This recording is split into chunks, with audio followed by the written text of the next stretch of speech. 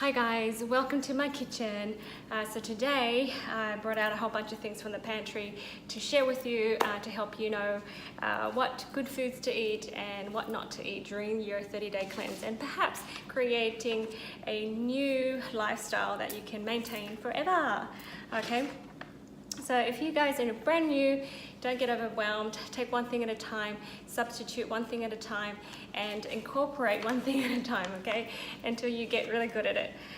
So, you know, once you do, it's just very easy, and you don't have to think about it too much. Okay, oh, I just wet this. So if you have this, it's on my website. You can go through it with me. But basically, we want to do two things to stop putting toxins in our body, and two, to help eliminate toxins from our body.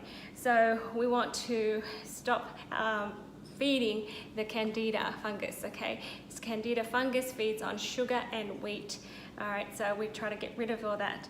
So remember, we don't want to have dairy, so we want to eliminate dairy as much as possible. You know, you don't have to go 100% perfect, but well, as much as you can, okay? Eliminate dairy. It's filled with hormones, and it's very acidic for your body, okay? Corn is genetically modified. It's just not very healthy for us. Soy is filled with xenoestrogens. That's the synthetic estrogen that triggers a lot of our endocrine problems. So thyroid, breast overproduction, it stores fat. When your estrogen level is high, your body is in a fat storing mode.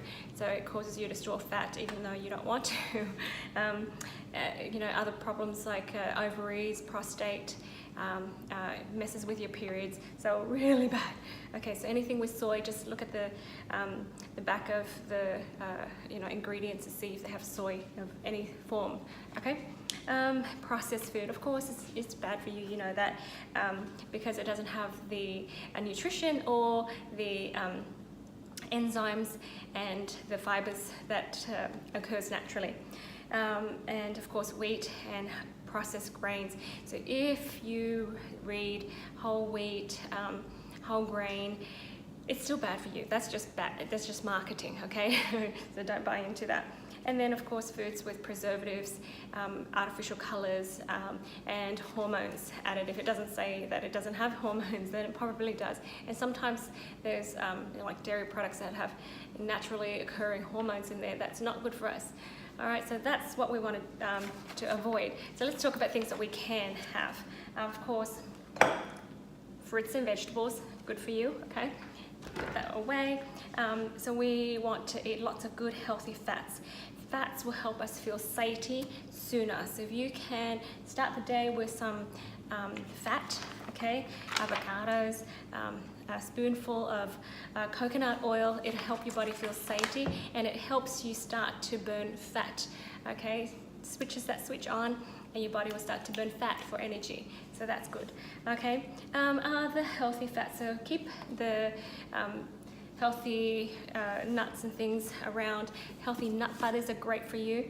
Of course, you've got avocado and flax seeds and chia seeds are great sources of fat, or omega fat, that's right I'm talking about. Alrighty, so that feeds your brains, your heart, your eyes, okay? What else? We want to talk about seeds. Those are good fats too for us.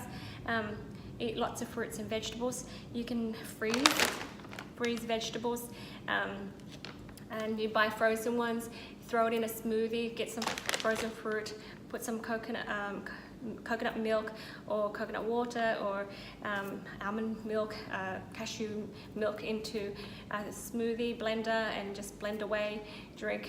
It's simple, very healthy for you, okay? And it's filling. How about beans and stuff? Beans and rice and stuff. I like to eat wild rice. I like to soak it too. Beans, if you can soak it, and lentils first, it'll be much better, because on the outside there's a protective barrier, and it's an anti-nutrient, meaning that it stops your body from absorbing nutrition. okay, and it causes you to have a lot of gas too. So if you can soak it, sprout it, or activate it in some way, it's like switching a switch on and helping it be awakened and alive, and then you get all the good nutrients from it too. Okay, so you get life from it. So that's what I do with beans and nuts and seeds, not nuts but seeds, and rice. Okay, I don't do a lot, but I do it. So my diet is not, there's no name for it, it's just natural diet, you know, finding things that are local, that God has given us, all right, and eating things as naturally as I can, because it has its complete molecular structure intact, so your body knows how to use it. So I don't do other diets, you know, the names that people do, keto, and people do paleo and stuff.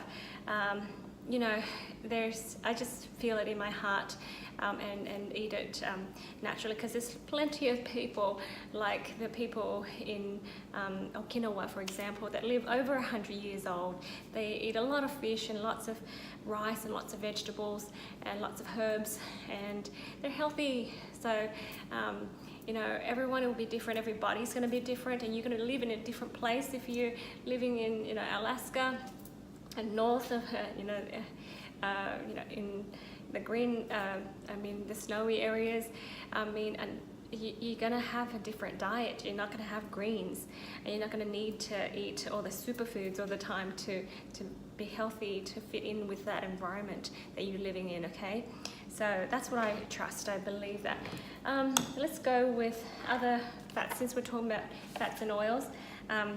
I make my own mayonnaise, yes.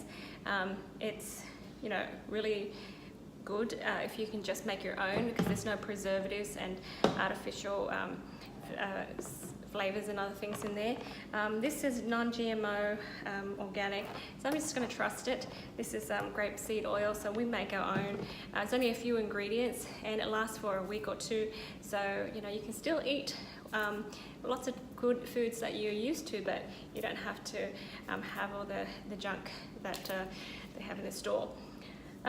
Okay, so I do coconut cream a lot, because it replaces all your cream needs. I put it in my curry, and I make desserts out of this. So if you just put in the fridge, the cream will float to the top. You can scoop out the cream, throw it in a blender, put a little bit of agave, a little bit of vanilla, and cocoa powder, and whip it up, and it becomes this delicious pudding. Okay, so my mouth is watering already thinking about it. Okay, so I do cocoa powder, okay, and I put them in jars like this. I just buy a huge big bag, and then can divide it up, and then have it with lots of things. I make my own chocolate cake and other desserts with this, and make my own chocolate with this, just natural. And when you eat natural cocoa powder, when you go back to eating chocolate, it doesn't taste very good. You become quite picky, because you know how it tastes for real. I make my own chocolate milk, and the kids love it so much better than Starbucks, okay? All right, so talking about the chocolate cake and stuff, flour, we have some flour alternatives. So I use almond flour, almond meal, you can use coconut flour. Just play with it, guys. You might play with it and find that it's a flop the first time, but you know what, just do your best. And you know, for us, we love it. The kids like the taste and the flavor so much better now. Yeah, so I made, you know, I make pancakes out of that. So we can do things like lentil pasta instead. Sometimes when I try the old regular pasta, it doesn't taste any good anymore. So try that. But you know, you don't have to have pasta with your spaghetti and stuff. You can do spiralized zucchini. So we have a spiralizer, and the kids, you know, love spiralizing it and making it into a little noodle-like thing. You can blanch it if you don't like the crunchiness, but that, you know, and you pour the tomato sauce, the spaghetti sauce on top, and it's amazing, and you don't even miss it. We do spaghetti squash, so here's some spaghetti squash that's already pre-cooked, and that can be your noodles that you put your spaghetti sauce on top. Okay, so that's awesome. It's another alternative. You just got to think differently when you start eating healthy. Speaking of thinking differently, those people who like soy sauce, okay, my family likes soy sauce. We eat it with lots of things. So I tried to switch to tamari. That's okay, but I found a better alternative.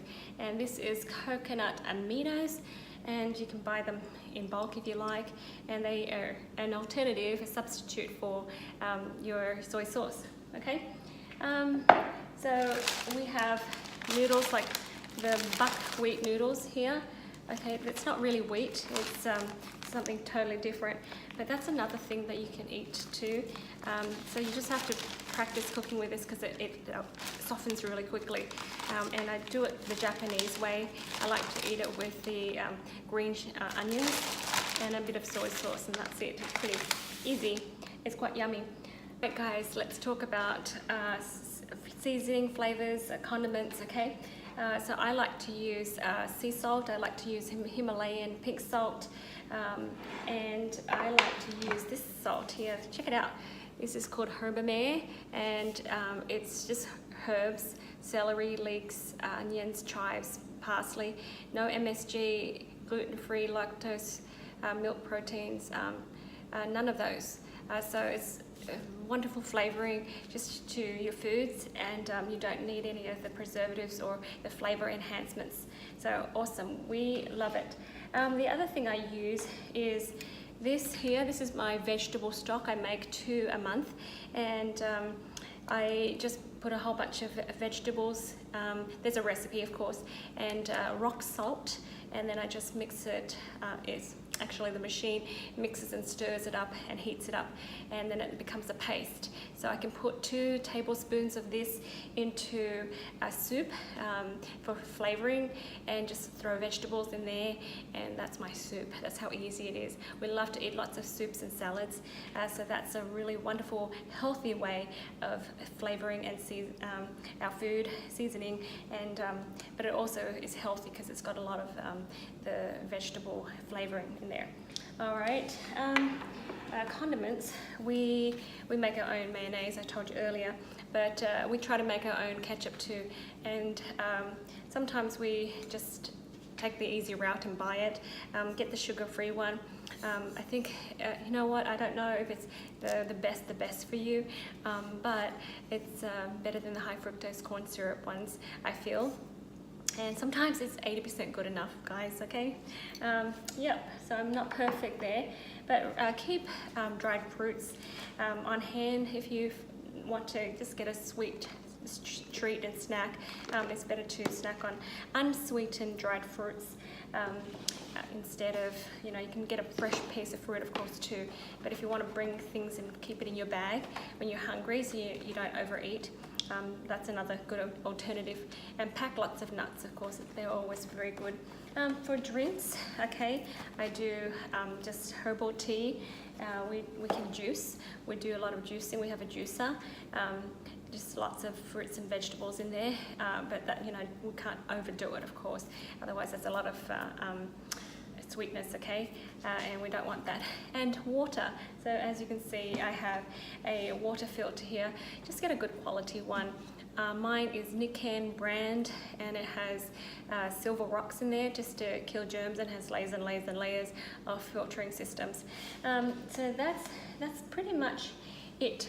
Before I end, I want to share with you 2 toys that I have that I think is fun to have.